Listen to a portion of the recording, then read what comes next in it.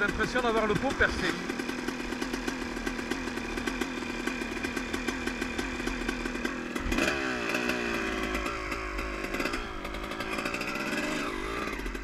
Ouais, je pense que le pot est percé. Hein.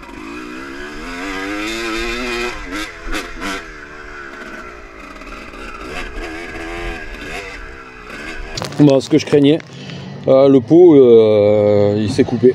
Alors je vais vous montrer.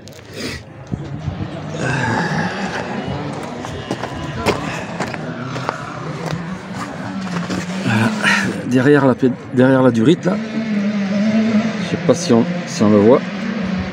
Je vais mettre la lumière. Attendez. Je sais pas si on y voit. Ah, il est fissuré. Il est merde. Il est fissuré là. Voilà. Donc j'arrête de rouler. Hein, je vais pas le casser plus. Et voici l'étendue des dégâts. Il tient à peine. J'ai bien fait de m'arrêter. J'ai bien fait de m'arrêter de rouler. Tout ça, si le métal n'est pas trop pourri. On va voir. Reste avec nous, Coco.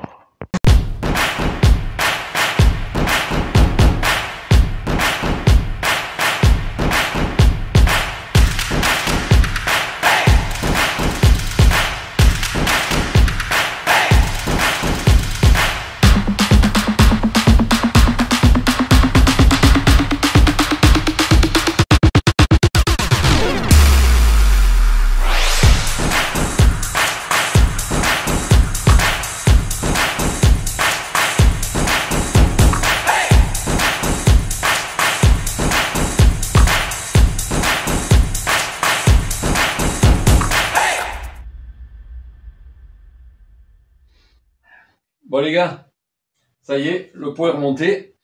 Donc voilà, j'y suis allé entre midi et deux, un pote qui s'est proposé. Donc je suis descendu à Sainte-Maxime.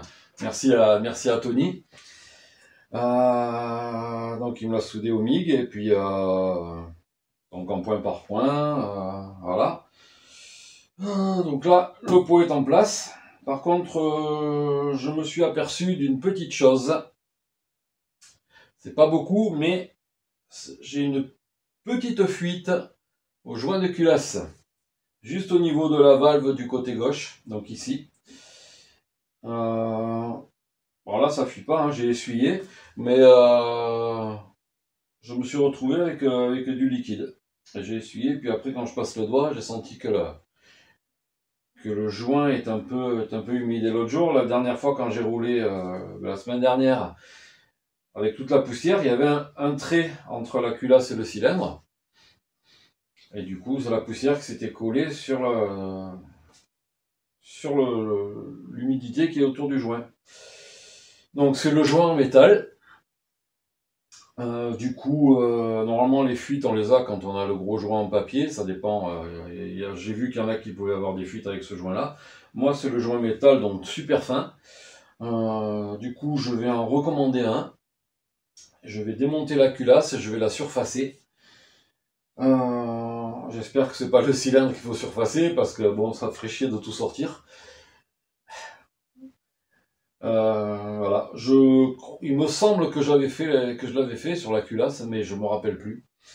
Donc je vais lui mettre un petit coup de planéité. Voilà, ça lui fera pas de mal. Et parce que tout est serré au couple, j'ai resserré la culasse après l'avoir fait chauffer. Donc je ne comprends pas pourquoi ça pourrait fuir. Mais c'est vraiment très très... Vous voyez là, j'ai essuyé il y a 1 heure, j'ai rien encore. Hein. Donc ça doit le faire sur quelques jours. Voilà. Donc... Et oui, mais c'est comme ça. Hein. Une moto restaurée, bon ben... En plus, qui ne roulait pas. Donc les problèmes qu'elle pouvait avoir, je n'ai pas pu les voir avant. Je vais nettoyer ça. Donc voilà, c'est bon, c'est que dalle, hein, mais bon, ça fait toujours chier, quoi. Donc je vais commander le joint, je vais surfacer ça, et puis ce sera nickel. Mais bon, là, avec la petite fuite qu'il y a là, le joint, je pense pas que je l'aurai.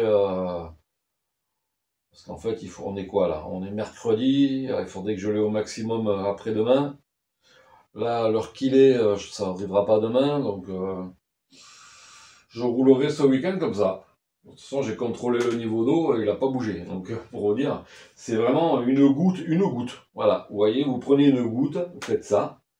Voilà, donc c'est en millilitres, c'est une larme. Voilà, c'est que dalle. Et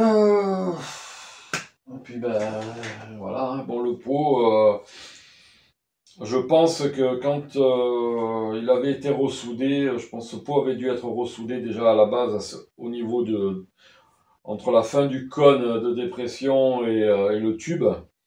Et je pense qu'il devait être trop fermé puisque quand vous l'avez vu sur la vidéo, le pot était vissé en place et tout, et on a vu que ça faisait un écart comme ça. Mais quand je bougeais, il faisait pas ça. Il se resserrait pas, vous voyez. Donc là, je dis, bah, écoute, on va le laisser, on va pas le recontraindre, on le laisse avec ce jour-là et on bouge ici. Voilà. Et on a rajouté un renfort, une petite tôle en renfort, histoire que ça bouge plus, quoi. Puis c'est caché par la durite du bocal du mètre-cylindre arrière, du petit vase d'expansion pour le liquide de frein, donc, et puis il y a le kick pas loin. Mais bon, c'est caché, donc ça se voit pas trop. Et puis voilà. Et puis ben, s'il tient pas, ben, on mettra le Messico.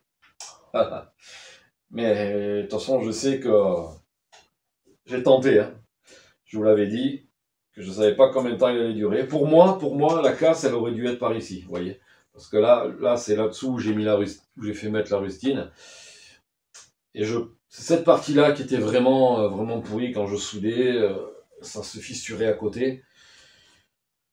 Donc l'autre jour, c'est pour ça que vous voyez sur la caméra, je regarde de ce côté comme ça, ou j'essayais de regarder de l'autre par là, mais c'était surtout par là que je pensais que ça s'était ouvert. Mais non, finalement, ça s'était ouvert derrière.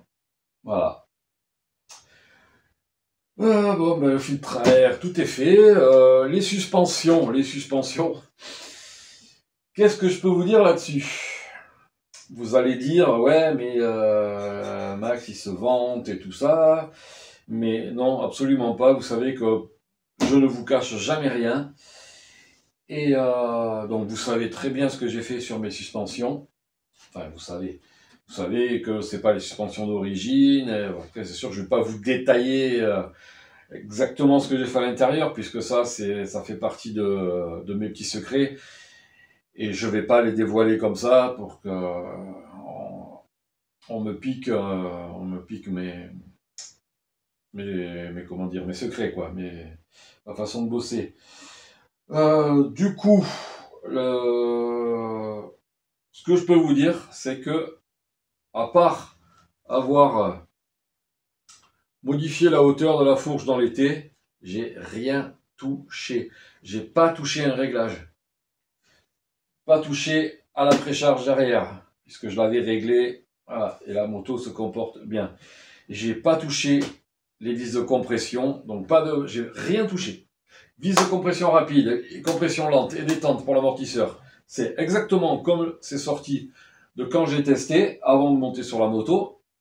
Donc mes tests que je fais manuellement, avec mon expérience, je sais comment ça réagit. Idem pour la fourche, j'ai rien touché. Voilà, juste je purge l'air et il n'y a pas d'air qui rentre. Voilà, ça faisait 3 semaines que j'avais pas purgé l'air. J'ai purgé, j'ai dit bah tiens, je vais regarder. Pas le moindre pchit comme ça, que dalle. Voilà. Et j'ai regardé hein, sous les garde-boue, vous pouvez voir, il n'y a pas la trace des pneus, donc il me laisse, j'ai encore de la marge. Et pourtant, vous voyez, je saute à plat, donc je me mets court sur des sauts. Et aussi bien la fourche jointorique, il est encore à 1,5 avant de toucher. Et la marche est entre 1,5 et 5 mm, donc je suis parfait. Il me reste encore un bon tampon. Et pareil à l'arrière, même les spires du ressort ne sont pas rentrés en contact. Parce que quand le ressort il se comprime beaucoup, on voit qu'après ça fait une trace de frottement. Quand les spires du ressort elles se rapprochent, elles se cognent entre elles et puis ça fait une marque. Là, que dalle. Donc je suis content. Voilà. Et donc je vous remercie, vu que la vidéo je l'ai postée quand? Dimanche soir? Ou lundi soir? Lundi, ouais. En un jour, elle a pris 800 et quelques vues. C'est celle qui a fait le plus de vues en si peu de temps. Après. Donc voilà, ben, je vous remercie. Hein. Sûrement le partage. Et les abonnés, ça monte, donc c'est super aussi. Après, comme je vous l'ai dit, je cours pas après ça, mais c'est vrai que ça fait plaisir. On se dit que bah, du coup, il y a du monde qui apprécie cette moto, et puis bah voilà, qui apprécie le travail de restauration que j'ai fait dessus, et puis qui aime me voir rouler, voilà, et me voir progresser avec cette machine. Et c'est vrai que bah, au niveau progression, bah, entre la 450 qui est à côté et puis celle-là, je pense que si vous mettez les vidéos à côté, bah, vous voyez la différence. Bon, on voit pas trop la différence le jour du rodage, mais déjà la vidéo la semaine dernière, bah, on voit que je suis plus à l'aise sur la moto, il y a des trucs que je saute, par exemple le petit double en descente, presque au début du tour du circuit, vous savez, je vous l'ai montré sur la vidéo là. Je descends, je rentre sur le circuit, il y a un droite, une table, un gauche et un double en descente. Et l'appel de ce truc, c'est pas un gros double. Mais avec le 450, je le sautais pas, j'enroulais le truc. Là, je me lance du virage, bon, je pourrais accélérer un peu plus, hein, mais je tombe dans la descente, ça me va bien, parce que de toute façon, après, il y a un virage hyper serré, et si c'est pour se sortir du virage, c'est pas la peine, en plus il y a des arbres derrière. Donc, ouais, ben là, vous voyez, ben, je le saute. Voilà. J'ai pas peur, j'ai pas de. Avec le 4,5, la moto est tellement lourde, il y a tellement d'inertie aussi quand on atterrit, elle pousse comme ça, le poids de la moto et puis l'inertie du moteur, tout ça fait que bah, j'ai du mal à freiner. Pourtant, j'ai les mêmes disques, hein. J'ai du braking oversize, du Batfly, voilà, avec les mêmes plaquettes. Bon, sur la 2,5 CR, j'ai la durite aviation que j'ai pas sur l'autre. Donc peut-être que j'ai un peu plus de mordant. C'est même certain. Mais sinon, voilà, puis la moto, la 2,5, elle est beaucoup plus légère, je suis plus à l'aise. Voilà, vous voyez j'arrive mieux à la pencher dans les virages, sur les sauts, je commence un petit peu à... Bon, on n'est pas encore au niveau du whip que j'ai fait à Cavalaire sur ma 125 KX de 90, vous voyez que la moto, elle est couchée dessus comme ça, là.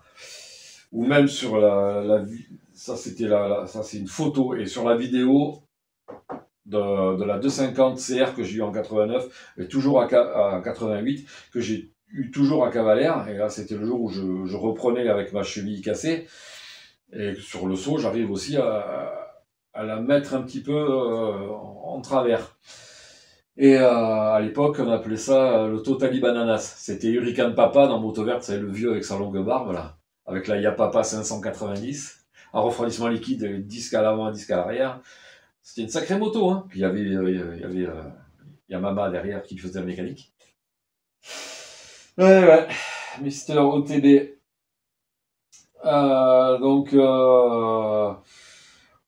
voilà, j'en suis pas encore à ce niveau-là, mais sur la vidéo de la semaine dernière, on voit sur la table d'en bas, vers la fin de la vidéo, hop, voilà, on voit un petit peu mon genou qui fait ça, et, et que la moto, elle est légèrement un petit peu de travers. Pas beaucoup, mais avec le 4,5 je le fais pas, parce que le 4,5 je fais ça et la moto elle m'embarque.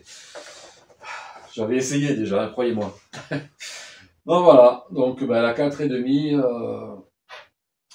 franchement j'ai plus envie de la toucher quoi. Donc comme j'ai dit, soit je l'homologue et je mets des roues supermotes et puis je m'en sers pour aller me balader dans l'arrière-pays. Ou alors avec ces roues cross, bon, avec des pneus adaptés bien entendu.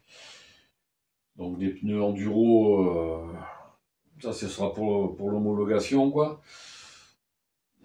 Voilà, pour faire pas de l'enduro extrême, mais faire de la balade dans les chemins, si je trouve des chemins ouverts, mais ici l'ONF, c'est... Voilà. Mais il y en a pas mal, j'en ai encore croisé tout à l'heure en descendant à Maxime. J'ai croisé des enduristes au bord de la route qui descendaient d'un chemin dans le col du Grattebout, par là, sur Sainte-Maxime. Donc il doit y avoir moyen. Hein. En plus, il pleuvait aujourd'hui, il pleut. Donc je pense que c'est moins risqué. Et puis bon, bien entendu, c'est quand il n'y a pas de promeneurs, tout ça, de chasseurs et tout. Donc, quand la forêt, t'as tout le monde, il faudrait que tout le monde comprenne que les mecs qui font de l'enduro, qui font de la moto, ce ne sont pas des sauvages, quoi. Même nous, en motocross, il faudrait plus de terrain aussi, mais qu'est-ce que vous voulez?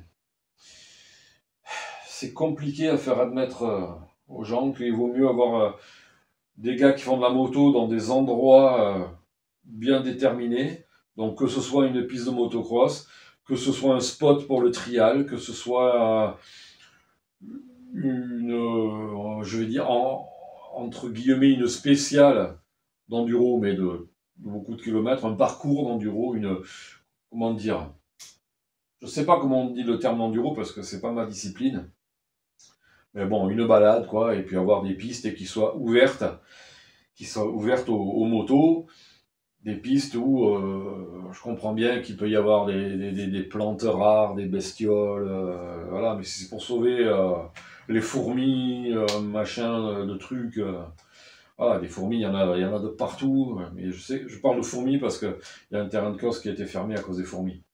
Voilà. Il y a soi-disant, une espèce de fourmi rare, voilà. Bon, c'est la bestiole qui te casse les couilles, mais il faut la sauvegarder. C'est des excuses à la con, je vais pas m'étaler là-dessus, mais pour moi, c'est des excuses à la con. Voilà, donc en fait, il faut que la nature soit partagée avec tout le monde, aussi bien avec les chasseurs qu'avec les promeneurs, qu'avec les chercheurs de champignons, qu'avec les randonneurs, qu'avec les VTTistes, voilà, et les gars qui font de la moto, qui puissent y aller aussi. Plutôt que d'aller faire les cons dans des endroits pas possibles, aller emmerder le monde près des lotissements, tout ça, rouler n'importe où. Voilà. Mais il y a beaucoup de motards verts. Quand je dis motards verts, j'englobe les enduristes, les vrais, les trialistes, les vrais, et les crossman, les vrais. Donc c'est-à-dire ceux qui respectent, parce qu'on respecte la nature. Là, il n'y a aucun souci là-dessus. On respecte la nature. Pas ceux qui prennent une moto comme ça pour faire les cons, et puis c'est pas leur passion, rien. Voilà, pour les passionnés, on est respectueux de la nature, on est respectueux des gens, on fait pas n'importe quoi, donc on aimerait aussi que on nous respecte, voilà, et qu'on nous ouvre des endroits spécifiques pour la pratique de notre sport. Il reste pas longtemps à avoir du carburant. Et s'il y a une dictature à ce niveau-là, c'est phénoménal, quoi. Quand on voit toutes les éoliennes et tous ces trucs-là qui polluent encore plus, même les bagnoles électriques, c'est un truc de malade. Mais non, comment vous dire? On veut nous réprimer, voilà, c'est toujours sur les mêmes contacts. Et puis il y en a ras le cul, quoi. Voilà. Donc c'était un petit coup de gueule. Je m'arrête là parce que je sens que c'est en train de monter. Et le but de la vidéo, c'était pas ça. Donc voilà, donc je vais monter, je vais commander mon jaune culasse, et puis je croise les doigts. S'il arrive vendredi, ouais, non, parce que là, le roulage, c'est samedi. Donc il faut que vendredi, je l'ai, comme ça, je fais ça. Si je l'ai pas vendredi, je l'aurai la semaine prochaine. Ça n'empêchera pas de rouler. Allez!